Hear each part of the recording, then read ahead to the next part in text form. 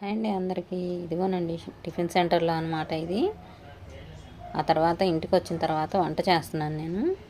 కంద వేపుడు చేశానండి ఈరోజు. కంద ఏమీ ఉడికించలేదు, ఉడికించకుండానే కంద బాగానే ఉంది కదా అని ఉడికించలేదు. ఒక్కొక్కసారి అయితే కంద అయితే అస్సలు ఉడకదండి, మనం కుక్కర్లో పెట్టి ఉడికించినా ఉడకదనమాట. ఆ విధంగా ఉంటుంది కంద, ఎందుకనో తెలియదు. ఈరోజైతే నాకు అనిపించింది ఉడికించకపోయినా కానీ చక్కగా బాగుందనిపించి ఇలాగా ఫ్రై చేసేసాను. చక్కగా ఫ్రై అయిందనమాట, బాగుంది ఈరోజు. ఒక్కోసారి అలా ఉంటుందన్నమాట. ఎందుకంటే ఇక్కడ హైదరాబాద్లో ఎవరు కంద వాడరండి, తక్కువ ఎవరు కొనుక్కోరనమాట. అందువలన ఎక్కువ నిల్వ ఉండిపోతుంది ఆ కూరగాయలు వాళ్ళ దగ్గర, అందుకని ఉడకదనమాట.